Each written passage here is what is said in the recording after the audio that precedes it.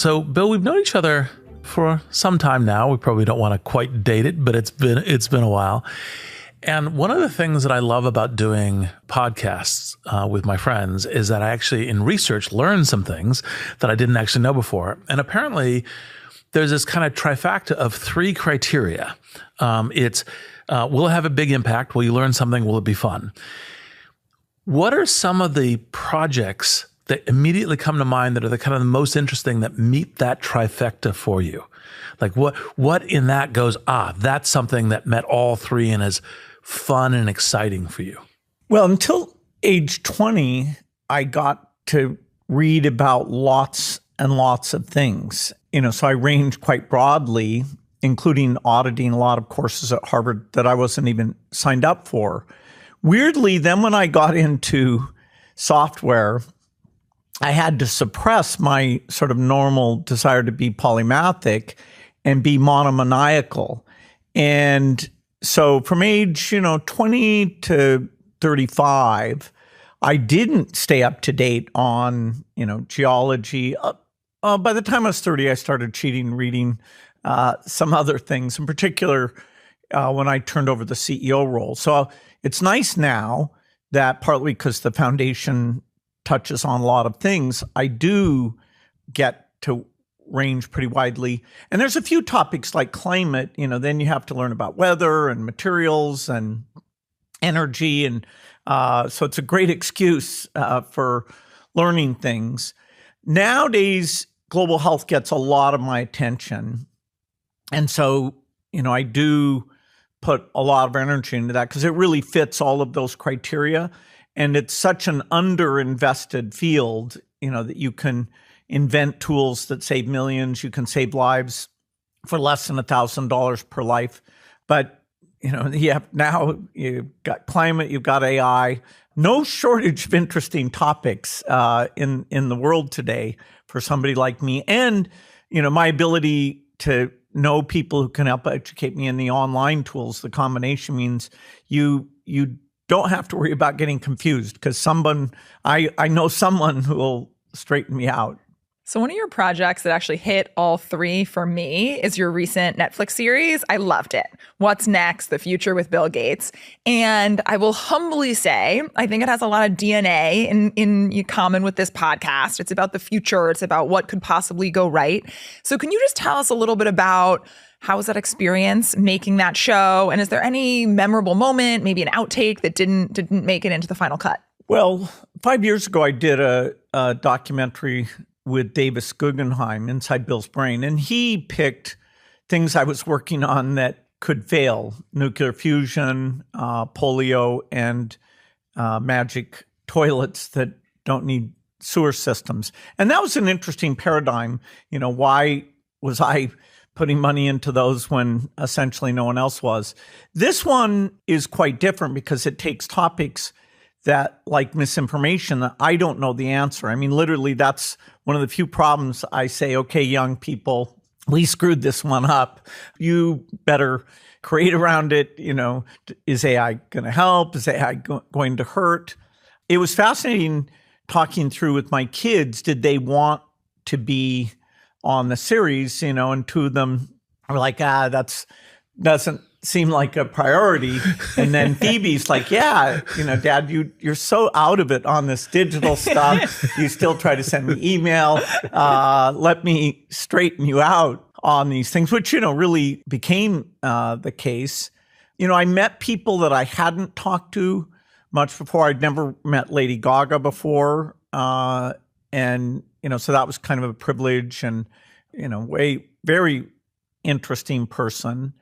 On the global health, we had so much footage. That's the one that I worry will it get the viewership that the others will get, because we really do know what to do in that space. It's kind of amazing, and because it's far away, people I think would learn a lot because they're not confronted with 500,000 malaria deaths a year, and the fact we see a path to drive that to zero. I mean, I think the tagline, come for Lady Gaga, stay for global health. Like, you got it. You got it. Absolutely. Yeah, Netflix might use that on its rotation. What are you currently most excited about in terms of the technologies that will make a massive difference of changing what's possible at scale? Yeah, the current situation is that all the things I'm working on that relate to innovation, whether it's climate or these health issues, a lot malnutrition, infectious disease, or digital tools for, say, teaching or health, the pace of innovation is faster than I would have expected. And I have a pretty high expectation. I go to product meetings and say, how come we can't do this twice as fast? Just do that many times a day. And yet innovation is even exceeding my best hope. So it's super promising in all of those areas. Take malnutrition. Almost half the kids in Africa, their brain and bodies don't develop. And we haven't understood chemically, they're getting enough calories. What are the micronutrients or the mix in their diet that causes them to be on average 5 inches shorter than they would be and, 20 IQ points less capable than they should be, which for them and their countries is pretty profound. And now with the latest tools of science, looking at these bacteria in the gut, the microbiome, and okay, how do we influence that? We clearly have a path to solve malnutrition. And, people should go, wow, that is a very, very big deal in terms of the uplift that comes out of that. On the energy side, things like either getting fission or fusion to provide both very cheap and constant, reliable electricity, that's a longer time frame in the fusion case. So, but there's a ton of companies. I'm invested in 5. So deep understandings of complex science things, including all these diseases, this next 20 years is going to be mind-blowing. And actually knowing a little bit about the malnutrition, go the next level depth on the bouillon, so make it a little bit more tangible so people could say, oh my God, we're there now. Yeah, well, with malnutrition, if you don't get the right vitamins during pregnancy or in your first several years, you can never catch up. So it's a sad fact you don't get to go back and say, okay, eat your Wheaties, and you get the IQ points and the physical capabilities. And it's weird that you're just missing small amounts of things like vitamin A and vitamin D. And so how do you solve that? Well, you could fortify a food like U.S. breakfast cereals are fortified, but you have to find some food that even the poorest households who are the most likely to be malnourished because they're not getting eggs and milk and meat. And it turns out these bouillon cubes are preferably bought by low-income households because it gives them something tasty, and it's very cheap relative to how tasty it is. So now we're going to put a lot of vitamins, particularly vitamin A, into that bouillon cube. It raises the price about 3% to do that. Something I love about what you do is you identify the problem, you bring data to it, you test it, figure out, like, especially because you're working with populations who are low income in Africa, the poorest of the poor, like, even if you're raising the price 3%, you have to build that into everything that's happening. And so now we want to get into all of the different areas that you're focused on. And so let's start with climate. I was lucky enough to have dinner with you and Reid and a few others a few weeks ago. And one of the interesting things you were talking about is you were saying how one of the interventions that we need to do is around cows. I feel like everyone sort of knows that maybe cows contribute to climate, but you were giving me very specific interventions that could move the needle. Could you talk more about those? Yeah, so there's basically 2 ways to help with cows. Cows are about 5% of global emissions, which is pretty unbelievable. Wild. And if your goal is to get to zero, you don't get to skip the cows or the steel or the cement or, any of those big areas. So there's a whole class of solutions of making meat without cows. Today, it doesn't taste as good and it costs too much. It's going through a little bit of a lull, but those companies, Impossible Beyond, Memphis, and others are pursuing that. In terms of the cows, we pursued many solutions. So one is to vaccinate the cows in a way that their gut bacteria that emit the methane, which is also called natural gas or CH4, which is the second most important greenhouse gas, you can vaccinate them and that species of bacteria isn't there. Their stomachs are very special because they can eat grass. It's a 3-stage fermentation process, basically. There's another way you can change what they eat, and you could either put that in their water or their feed. There is a drug to change the microbiome, not a vaccine, but a drug. That looks very promising. And then there's a solution where you stick a sort of a metal thing into the skin of the cow, and it actually burns the methane. And all of these look to be quite cheap and implementable even in Africa. And so this is one where I wasn't hopeful when I got started a decade ago. And now it's just a question which solution for which country ends up being the best. Yeah, it's similarly amazing to like what you did with the toilet and all the rest. It's like, doesn't look like it's possible. Now it is, and it makes a huge difference. One of the other funny things when we were talking about the discovery of the work around cows over the dinner table is once you focus on it, it's not just the systemic climate change, but it's also the questions about, like, for example, what this can do for quality of life in Africa, right? So say a little bit more about like milk production and cow breeds and other things, because it's like, I never thought Bill as the cow expert, but here we are. Well, I didn't grow up knowing much about cows. So protein is a very important part of a good diet, and foods with proteins tend to be very expensive. So if you can make chickens and cows live longer and be more productive, then that's super beneficial. So the West has taken these cows, these Holsteins, and driven them up so they make 30 liters of milk a day, whereas the normal cows make less than 3 liters a day. So you have this factor of 10 productivity through the genetics of that cow. Now, you can't just fly a Holstein down to Africa because the heat and the diseases, it's not adapted. But if you do the crossbreeding properly, only giving up a little bit of the productivity, say down to 20 liters, still a factor of 6 better, you can improve those cows. You also take the idea of grazing, where the cows are going out into areas that are now being fenced off, and you can change it so the cow's largely stationary and the food, which they call fodder, is brought to the cow. And so you avoid these incredible conflicts between the grazers and the other farmers. And so it's one of the most exciting foundation things. And once we do the R&D and get those good cows in, it's private market sustainable. We're further along with chickens. So I was in Ethiopia a few weeks ago, seeing that we've cut the price of chickens in half. Women who do this, they make extra money. They give some of the extra eggs to their kids as well as selling them. So it's but it's leveraged off of the West, that spent the last 100 years doing selective breeding of both chickens and cows. So obviously, when we're thinking about chickens and cows, it's climate change, it's malnutrition, it's potentially war and conflict. If we zoom out on climate change, what is the sort of statistic that for you sort of represents the gravity of the situation, or what are you working towards to decrease when you think about, climate in general?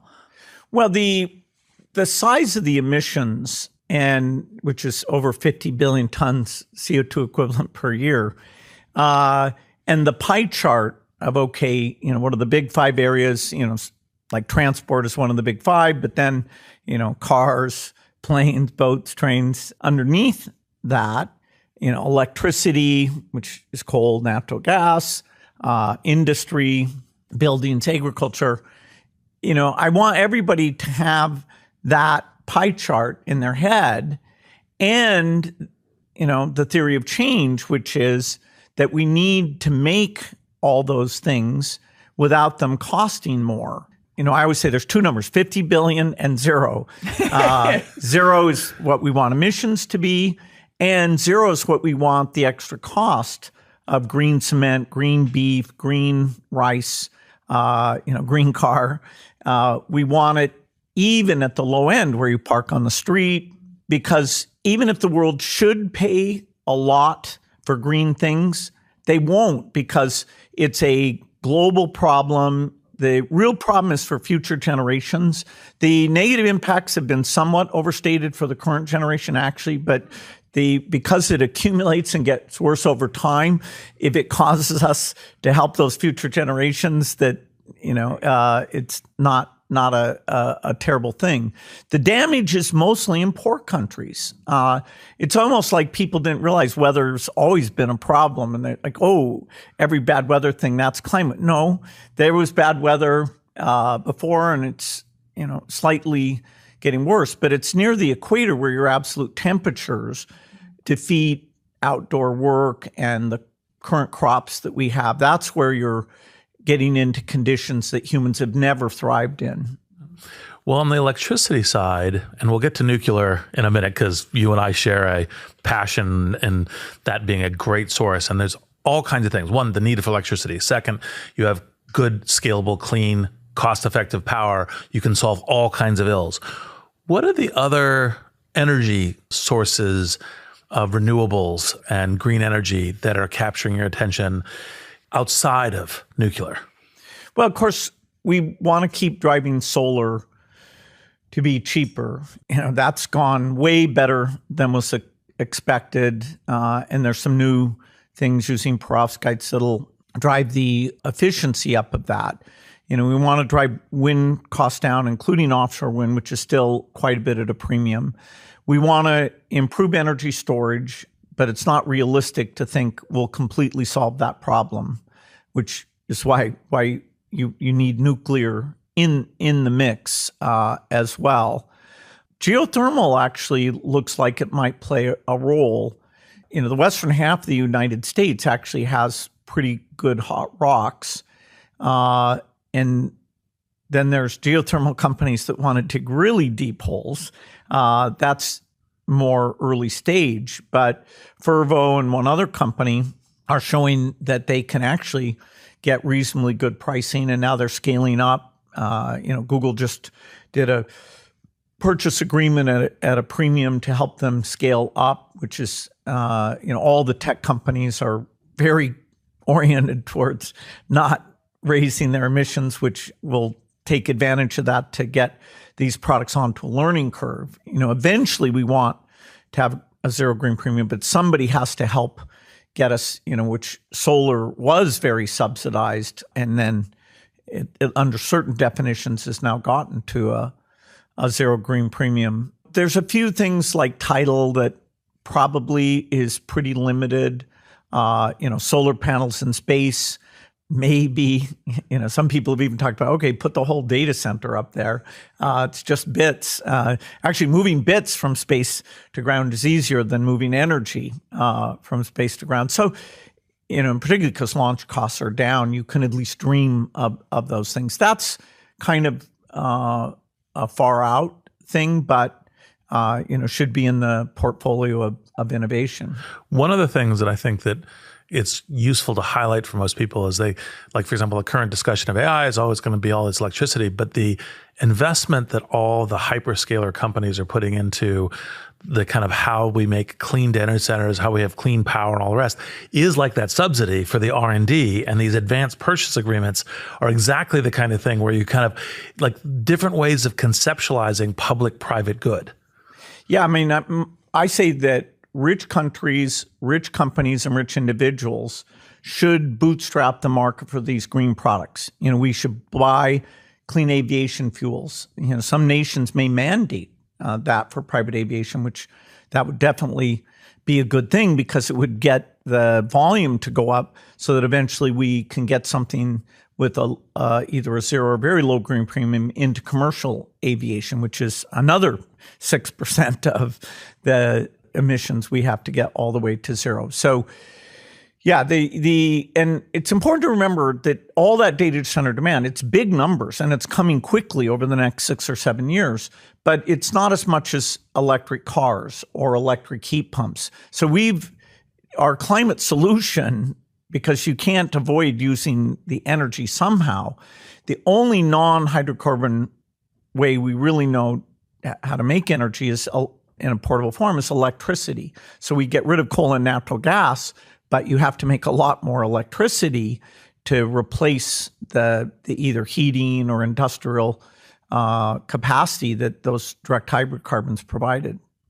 And can you tell us a little more about solar? You were telling me actually about the amazing increase in ability of solar panels and like what percentage of the sun they capture for energy, which was fascinating. But you also said that you don't think, batteries aren't going to be here in time. Or is it we just need more time to get to batteries where they are? The cost is too high. And I feel like not having the batteries we need is what is inhibiting solar from being the energy source that can save us all. Most places we should be adding solar as fast as we can, and we're actually, limited by the grid capacity. So I love solar. The efficiency, started out at like 10%. It's in the 20s now. It could get as high as 40 with new approaches particularly perovskite over the next decade or so. But it's not just a 24-hour storage problem. Lithium-ion batteries are now sodium and others will solve your 24-hour problem. But you have periods of time, like the Midwest gets a cold front, where you get 10 or 12 days. All the batteries ever made in history for every car, every computer, wouldn't store a day of electricity. And if you're only using a battery once a year, that is, you charge it and it's sitting there for this unusual thing, that's super expensive electricity. Instead of getting the capital value out 365 times a year, you get it out once. So various seasonal and bad weather things where you don't want to shut off power, particularly if it's being used to heat homes, it's way more complicated than people think. Electricity doesn't move long distances today. It's mostly coal or natural gas plants that are fairly near to the usage. And yes, there's innovation in transmission, actually fairly exciting stuff, but we're going to have a mix, and particularly if you look at a country like Japan, where there's essentially almost no solar potential there. And even the wind has periods where you have too much or too little. The US happens to be very blessed. We have incredible wind and solar resources. And these open source models that we're modeling now, okay, what does that energy system look like, are part of seeing, okay, when can we get there? And there's a lot of these goals that are not well thought through. It's going to be harder than we wished it would be. Well, one of the things that you already gestured at before, is that part of the reason why we need nuclear fission and fusion is because of the fact that all these awesome renewables, solar, wind, hydro, et cetera.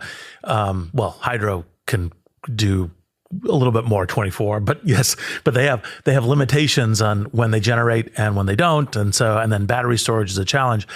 And so you and I have invested in some fusion things together. Say a little bit about what's the hope and the possibilities for fusion. Fission is where you take the big atoms like uranium, and as they split, you get energy.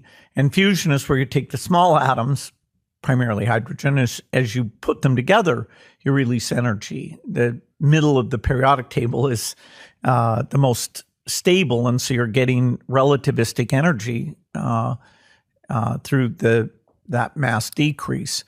Fusion is very difficult. It involves temperatures that are like the center of the sun, millions of degrees, and so that's plasma physics, which we know a lot more about. We're using AI tools to study those things, and now there's a variety of techniques. Tokamak, which Commonwealth Fusion System is using, being the one with the most credible schedule for, say, 10 years from now. Most of the others are probably more like 15 years away. But at some point, fusion energy will be extremely cheap. And it doesn't have the same waste problems that fission does. I think those are solvable problems, and I'm investing in that because That's more like a 6-year time frame if everything went perfectly. So society as a whole, even though a lot more money is coming into it, we're still underinvesting in fission and fusion, given that the value of cheap electricity specifically is so fundamental to society. I mean, if somebody says to you, "Oh, we have a water shortage," no, there's a lot of water. It just takes energy to move that water and desalinate it. So if energy is cheap, you have infinite wonderful water everywhere in the world. But the energy is too expensive right now to do that at scale. Even recycling things, why can't we, atoms don't leave the planet, tiny bit of hydrogen, but it's all there. And the reason we don't is that the energetic costs of restoring things to their original state is too high. Well, one of the, for our listeners, TerraPower, super awesome way of kind of actually using nuclear fission waste as fuel. And so getting a compounding effect is one of the things that you guys have been working on for a number of years, maybe even 10. 2006 is when the fission company TerraPower got started. Yeah, exactly. Now, one of the things that always bemuses me about some of the current public dialogue around AI is like, oh, is this going to accelerate climate change because of the electricity cost? And I think what most of these people are not realizing how we can also use AI to help us with climate. So because if we can get a lot more intelligence applied to various problems, that can help us with climate. Say a little bit about how you're thinking in that arena. The extra electricity load is, it's there, but it's like a 10% add-on. It'll challenge the way that we do green accounting a little bit. And I wish fission and fusion were sooner, because this sort of gold rush for AI back-end capacity is kind of the next 8 years. And even fission will only be able to make a modest contribution in the 2030 timeframe to that electricity supply. So the value of AI in solving the scientific problems of, okay, how do you make plants more productive? Okay, you model photosynthesis and you model how you change the plant genetics in order to double the productivity. That's a very profound advance in improving photosynthetic efficiency. In fact, because it's kind of a far out thing, the foundation is the primary funder of that. We show that it can work, okay, other people will come into that. But anyway, AI for material science, biology, it is a gigantic accelerator. So take whatever green product you think is going to be the hardest to get the zero green premium, rethink how hard that's going to be, because the AI tools are so phenomenal at accelerating all of these paths of innovation. Yeah, and actually one of the things I've been thinking about is like, while it's a big electricity cost for training these scale learning machines, once you have that intelligence, like that's how we've made everything, is through intelligence. Once you have that intelligence to amplify across the board, like applying that to climate change has got to be there's got to be some multiplier effect of we get this much actually savings in carbon and other kinds of things through the application of this electricity. I don't know what the multiplier will end up being, but I'm certain it's there. No, it's absolutely there. There are some goals, like not going above 1.5 degrees, that even with AI being a net positive contributor, because of the difficulty of scaling in all the areas in all the countries, some of those goals we will miss. But we will avoid the level of heating that would be disastrous. And we will need to do some adaptation, particularly in poor countries. So I want to switch gears. Another area where I think you're probably best known is global health. And I think it's an area where AI can do so much. And my husband is a public health data scientist, so he's particularly excited about this area of the interview. You have focused on the eradication of disease. And I think, but fact check me, in 1980, the WHO declared that smallpox was eradicated, and that's the first and only disease that we have eradicated. You've said, let's tackle polio, let's tackle malaria. How do you pick what is the next disease you're going to tackle? Like, what an amazing ambition. And then how do you go after it? Yeah, so most diseases, we're going for a burden reduction. Only very few diseases should you try to go for eradication because it's very, very hard to get to zero. And right now with polio, we're in Afghanistan, we're in Gaza, we're in Somalia, we're in DRC, and, we're having to execute high coverage vaccination campaigns against misinformation and violence in the toughest places in the world. So it's very, very hard. Polio's close. There's one called Guinea worm, which is confined to Africa, where President Carter just got to 100. He's been a champion of that.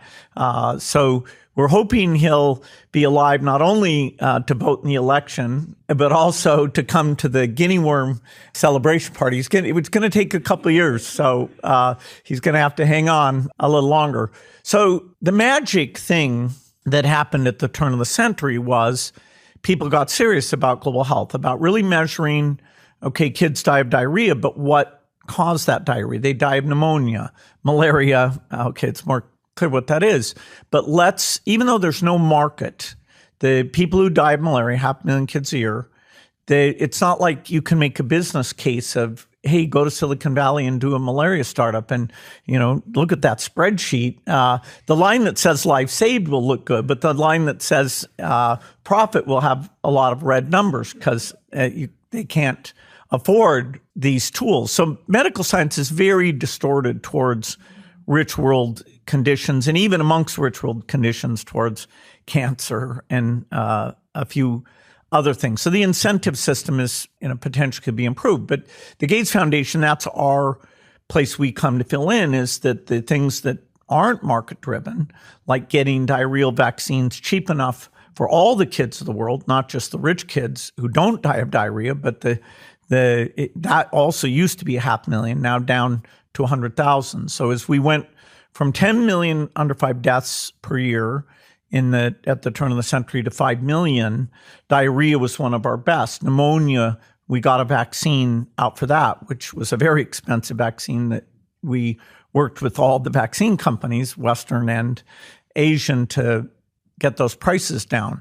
And so we're basically driven by the inequity, where we say, why do mothers die in childbirth 20 times as much in Africa? Why do kids die 50 times as much in their first 5 years in poor countries, particularly Africa, but also Southeast Asia? And so we're taking all of those and saying, okay, let's find the best scientists. Let's understand the field conditions.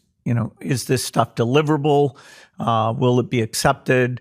We have crazy ways of killing mosquitoes. That alone doesn't get rid of malaria, but if you treat a lot of humans and the reinfection rate has been massively reduced, then you can get to the point the U.S. got to, because we had malaria, where you've cleared during the low season. That's the winter here and the dry season there. You've actually cleared the parasite, so there's no humans, so there's no reinfection taking place. And, in the next, hopefully well less than 20 years, we have 5 years now, we need to do the tools. So our goal is to finish polio during this 5 years, and then with new tools, get the credibility to get the world to fund a malaria eradication starting in 2030. Yeah, totally awesome. One of the other projects we work on together is AI and drug discovery. And so this is one of the ones I think we may actually even begin to see, some of the earliest, kind of global benefit from. So what areas of AI drug discovery are you kind of most focused on and think can make a kind of a global health difference? Understanding protein and molecular shape space is a perfect AI problem, because we have databases, the protein database, that, we have 150,000 molecules, we know the shapes. And so we've trained AI on those, their ability to predict the shapes and therefore the druggable sites in these proteins, that is accelerating medical discovery. There was actually a company called Schrödinger that was doing it pre-AI, but now there might be 20 times as many people and progressing much faster because AI is very, very well suited to this. And eventually AI won't just model the low level what the shape is, but it'll model the cell and the organ and the organism. And so even complex disease dynamics, it's beyond human understanding to map out all the different things that go on. The AI models, as you gather the data, which will be the limiting factor, will help you understand, overnutrition, malnutrition, way better than we do today. So, most things, put aside neurological, in the next 10 to 20 years, I would say the likelihood of dramatic medical advances, even in neurological, one thing, Alzheimer's, I'd say those would be solved. And I love talking to these companies about, okay, which part of the problem they're solving. I mean, one of the things that strikes me is I feel like it's super fashionable today to be, oh, the world is terrible. The world's a dumpster fire. It's getting worse. The past 30 years have been horrible. The next 20 are horrible. And yet talking to you, I'm like, no, stop. If we actually look at the data, things have been getting better, especially in global health over the last 30 years. And often because of AI, the future's bright. There's so much that can happen. And you just sort of touched on not just sort of the technological progress, but also some of the sort of bureaucratic, some of the other things that perhaps AI or else can unlock. Are there things that AI can unlock that are just boring, administrative, or helping healthcare workers that aren't sort of about cutting edge technology, but are other ways that AI can help in the public health field? In the same way that the microcomputer revolution allowed me at a young age to think, okay, computing will be free. Therefore, what would an individual do with free computing? And Paul Allen and I kind of saw that and said, okay, software is the only thing that will hold that back. Whereas older people kind of thought, ooh, computers are expensive. And so the idea of, oh, it'll be doing spreadsheets or word processor, they'd be like, are you kidding me? That's just too expensive. Here, it's even more mind-blowing that you could say white-collar worker capability, and eventually, although robotics is still very specialized, eventually horizontal blue-collar productivity will be very inexpensive. So, I take an MRI diagnosis that a friend has, and, ChatGPT does such a good job of explaining it, and showing, where it got that material. The creativity, the fluency is kind of mind-blowing. And so all of us should have this crutch of, yes, if you just want to know what fertilizer is, Wikipedia was good. But if you want to know what a trip with a 16-year-old for 4 days with a budget of $4,000 to Italy in August looks like, nobody wrote that thing.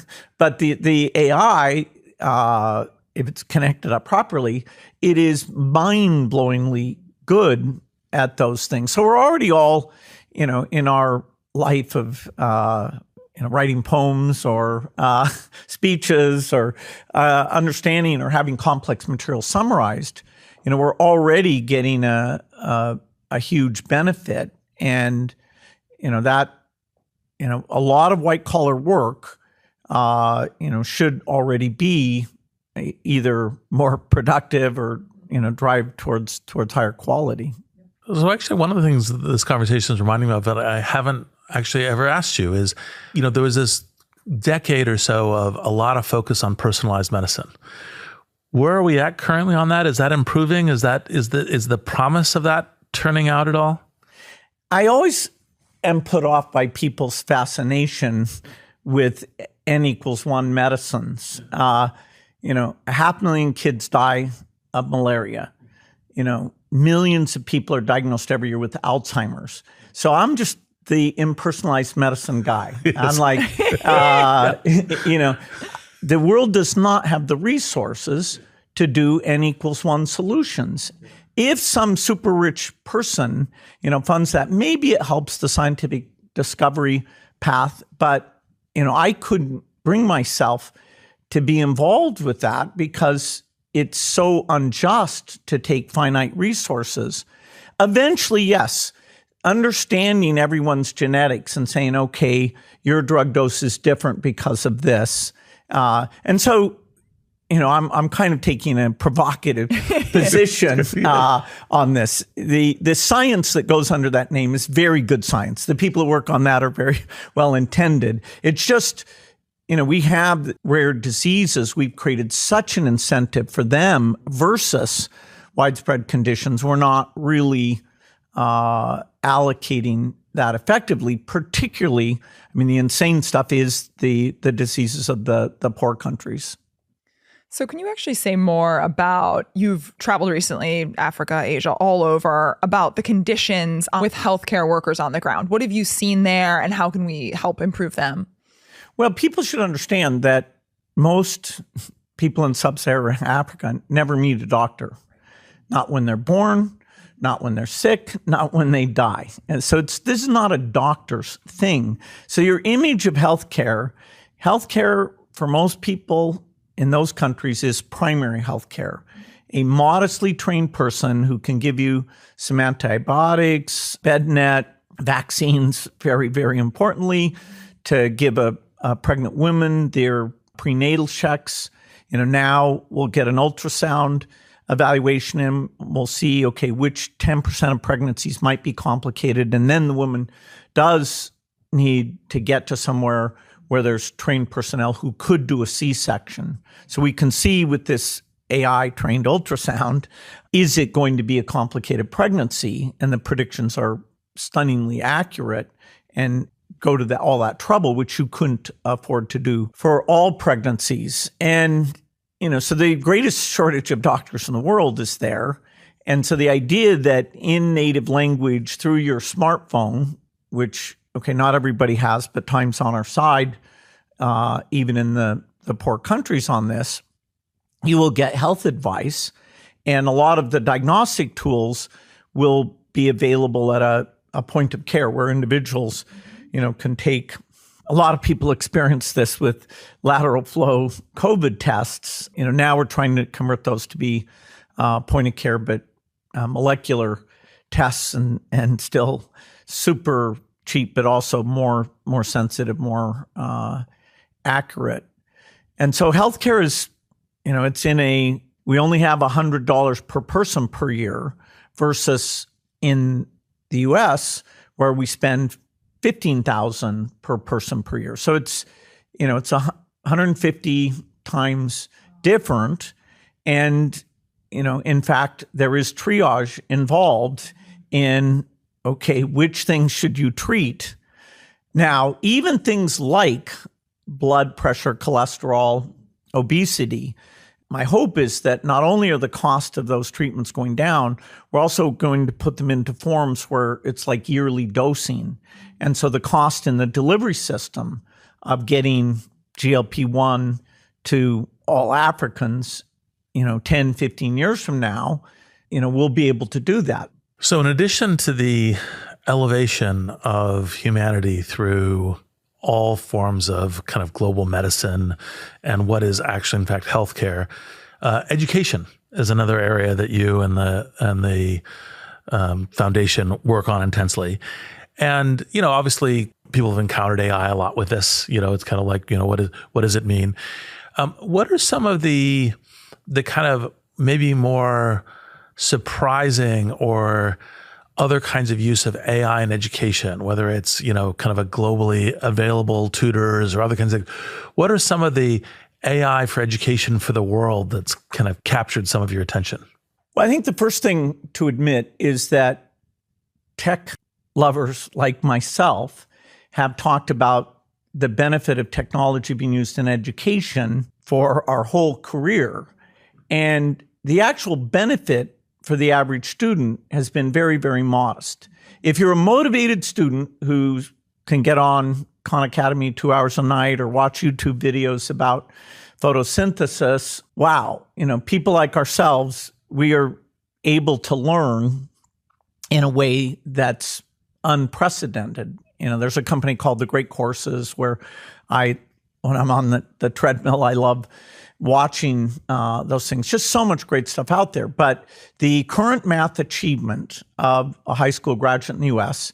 is not better than 100 years ago. It's not like medicine where there's new tools and new understanding. If I said, in 1900, the best math teacher was then, you couldn't contradict me because it may be true. And so we've done a lot, and I'm a believer. But AI, because of the fluency and personalization, I think we can have very high aspirations of how we mix social experience in the classroom, experiences with the teacher, and working on your own, that correcting your pronunciation as you read things, immediately telling you, no, you didn't get this math problem right. Not turning in homework. So 2 days later, after the poor teacher spent all this time, you're like, well, was that a manipulation error? Or was that a conceptual understanding error? The AI, and Conamigo is on the cutting edge of this, but there's others like CK12 Mini, that it'll say, yes, you those two minuses, you didn't cancel those properly, as opposed to, no, you set the problem up wrong because, these two trains, you didn't get when they pass each other, algebraic equation properly. And, so the idea that it will learn how a tutor keeps students motivated, using the domain like sports or health or construction that the student can relate to.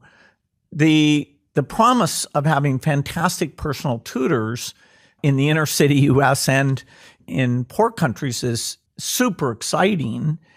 And, talk about an area that's underfunded, global education is. And the magic formula for countries uplifting themselves is to have good health and good education, and then their economy grows, their tax collection grows, and they're very self-sufficient. And that's why we want to help countries get out of the poverty trap, not because it's an endless guilt thing, but if we help them get there, not only morally, but economically, stability, many good things flow from those countries being well off. Global education is a very underdeveloped field, but particularly now with AI, I'm encouraging philanthropists to get in and showing that there are things like structured pedagogy where the teacher's given a very clear way of teaching, that we are seeing some very good results. I really appreciate, I think some people are like, oh, the boy who cried wolf. It's like, you told me 20 years ago that, MOOCs were going to do it, or that whatever. And so, people are skeptical. It's like, are we finally there? Can you tell us more about the First Avenue Elementary School in Newark? And obviously you're super concerned about equity. Is this something that is replicable, that could scale? Well, so I love Khan Academy, but it was mostly used by motivated students. And so for the last, I think it's like 8 years, they've been saying, okay, how do we get into the classroom? How do we work with the teachers, explain the stuff? Yes, the computers, the internet stuff is getting more pervasive. The pandemic actually helped a bit with that. So Saul and I were amongst the first two people who OpenAI was nice enough to let us mess around with early ChatGPT-4. And a lot of the cool things, like having it write songs and poems. Actually, Saul taught me that stuff. I was like, I wouldn't have known to ask. It can write like Shakespeare? Wow. And so he, has put a lot of Khan resources in. He gets support from the Gates Foundation and many others, has created this Khan Amigo. And last school year, he had it in a small number of schools, but including this Newark, New Jersey school. And so I went there to meet the teachers, to meet the students, and see, so you meet a kid who clearly is ahead of his class. And sort of the factory-based model of, 30 kids in a classroom, you definitely have a problem where you need to do remediation and catch kids up. But you're also pained by that kid who's ahead, and maybe checking out or being disruptive. And yet, you'd think, wow, we want to drive that. So the personal tutor aspect allows that student to sometimes be off on his own, sometimes helping the other students. And this, Khan dashboard, along with the Khan Amigo, which is seen, so when you walk in and you're a teacher in the morning, instead of people handing in homework and you have to deal with it, you just go to your dashboard and say, okay, who connected in last night? How many hints did they need? How far did they get in the progression? And you're giving feedback. You can have the parents connected up to that. Even the thing where a paper gets turned in, you don't turn in the paper, you turn in the AI session. So you can just say to the AI, okay, how much did the student do?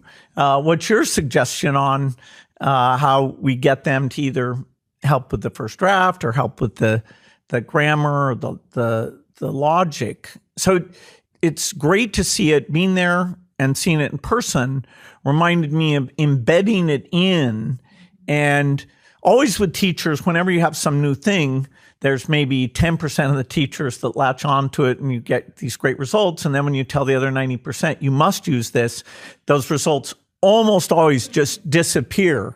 And so, okay, how do we make this one that scales? So that humility of how far we haven't come is, even with AI, we'll have to do that. But what I saw made me even more optimistic. So one of the things that people sometimes miss about the approach that you and the foundation bring to these problems is, not just quantification of like, okay, cost per life saved, et cetera, but also the systems thinking.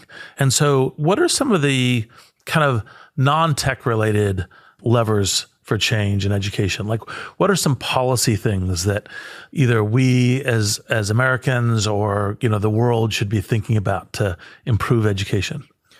And there's a lot of very good data about not having cell phones in the school, and, some great work going on there. There's very good data about boys should probably start later than they do. School day should start later.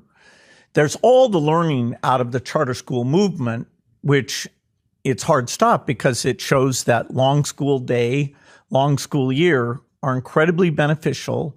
Engaging the parents in here's where your kid's having challenge and communicating with them, although these digital tools are going to make that far easier for the parents who want to engage in that. We're seeing now in communities where there are charters, even though most of the kids are in the public schools, those public schools essentially compete. They either adopt those practices or find their own ways. So there are places like New Orleans or DC or Austin where school performance is up.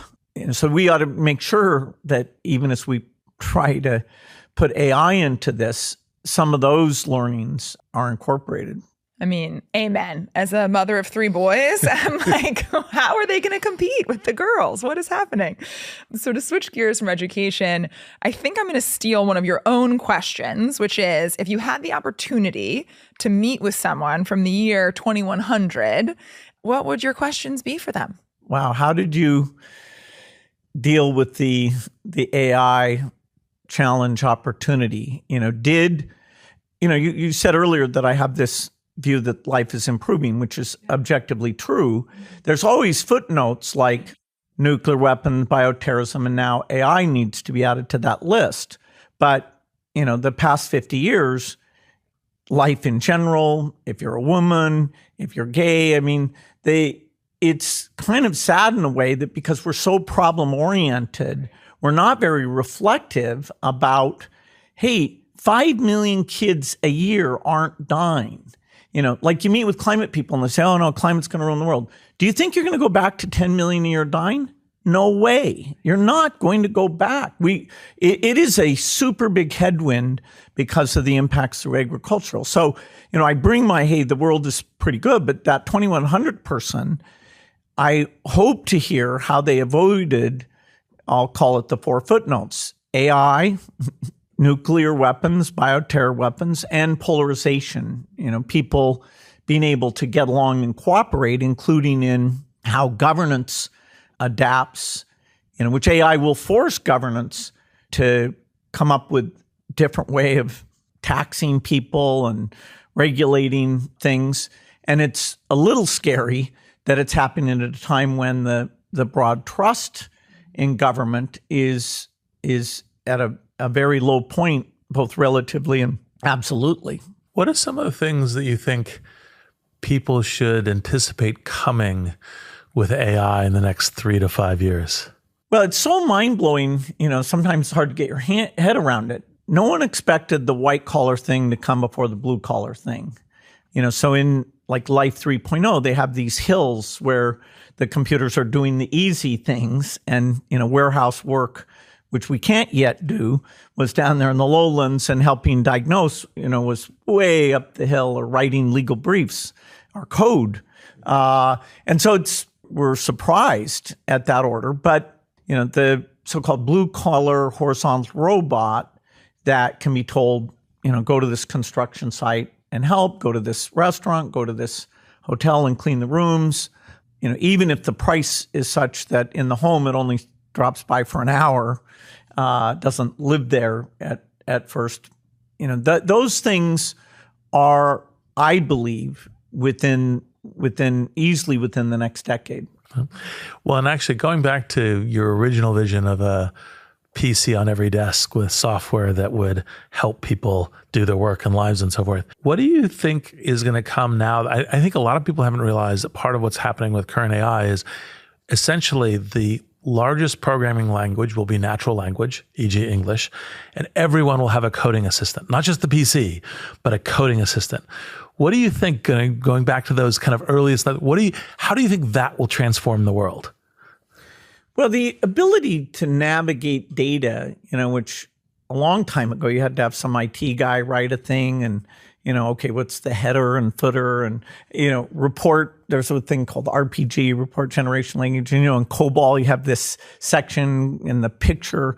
Anyway, a lot of that stuff, it's so obsolete, it just makes you laugh. The idea you can sit down and engage in a dialogue about data in a very rich way means that, our ability to run businesses better, understand bottlenecks, adapt to changing things will be so incredible. And it won't require custom software. And in fact, the whole complexion of the software market, how many applications will there be? At first, what we have is everybody adding AI to every application and saying, okay, pay me extra because now I got a little AI. But in fact, the number of applications you need, think of a college which has a scheduling app, a finance app, support the student app. That should all be one thing, that every encounter with the student to the college is all maintained in a rich way. So the software applications will be very different. And I'm, trying to figure out, okay, how quickly does that happen? It's incredibly beneficial that this software is more adapting to you, including creating user interfaces dynamically, than you going, okay, I use this software package for this, and then I go to this website and do this. You're a low-level clerk. Even looking at your email, the email is so stupid that you have to figure it out. It only can time sort the order. It doesn't know what's important. And then you have your messages and you have to go back and forth, and you're the one who puts it in little folders and things. I thought the semantic level of interaction with the computer would be higher by now, even without AI. But now with AI, the idea that the very high level task that I'm doing, I'm working on my budget, I'm considering buying a new home, that it will be working with you, not at the spreadsheet cell level, but at the, let's break this task down in a high level form. Here's what I can automatically go and do for you. It's, super revolutionary. We'll all have an agent that is a utilitarian, help you get things done. It reads everything you read, but the things you meant to read, it reads, and then your agent can figure out, okay, which parts of that are important enough to take your time to understand.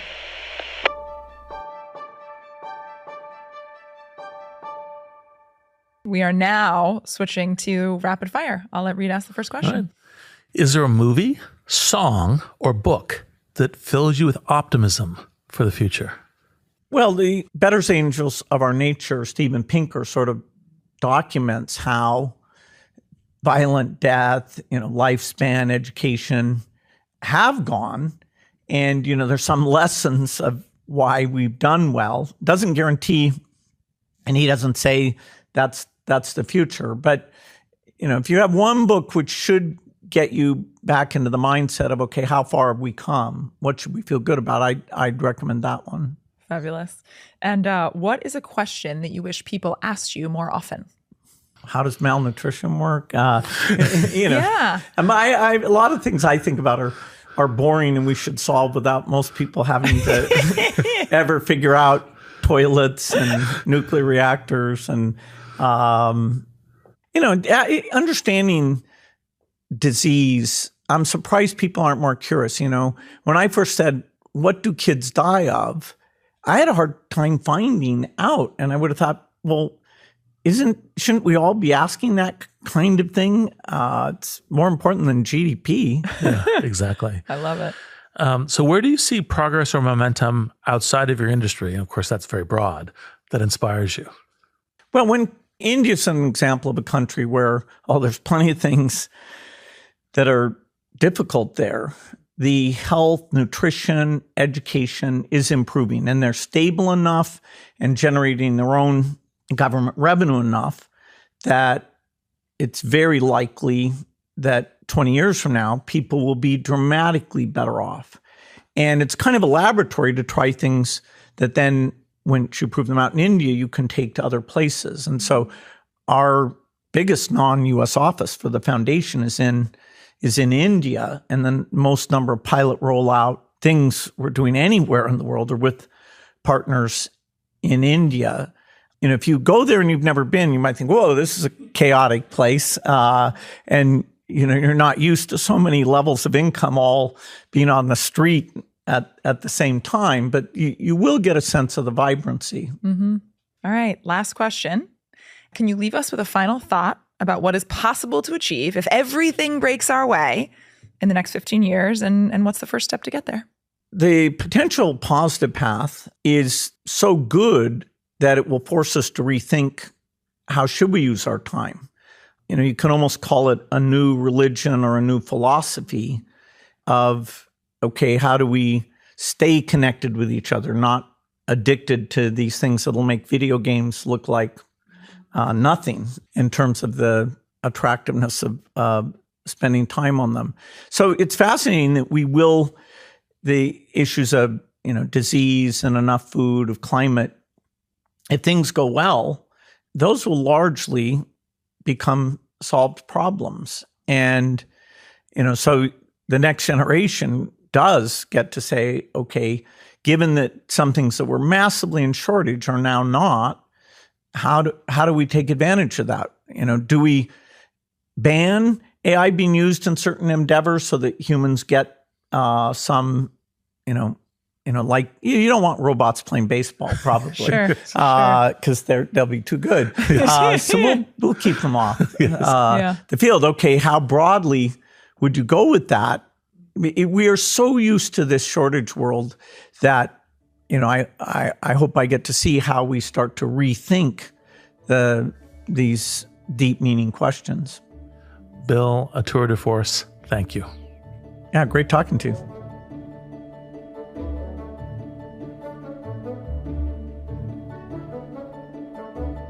Possible is produced by Wonder Media Network. It's hosted by Aria Finger and me, Reid Hoffman. Our showrunner is Sean Young. Possible is produced by Katie Sanders, Edie Allard, Sarah Schleid, Adrian Bain, and Paloma Moreno Jimenez. Jenny Kaplan is our executive producer and editor. Special thanks to Surya Yalamanchili, Saida Sapieva, Ian Alice, Greg Beato, Parth Patil, and Ben Rellis. And a big thanks to Aubrey Bogdanovich, Ian Saunders, Christy Anthony, Alex Reed, Jen Krajicek, David Sanger, Larry Cohen, Alicia Salmond, Sean Simons, Denali Weiraman, Andrea Dramer, John Ryder, the whole team at Gates Ventures and Little Monster Media Company.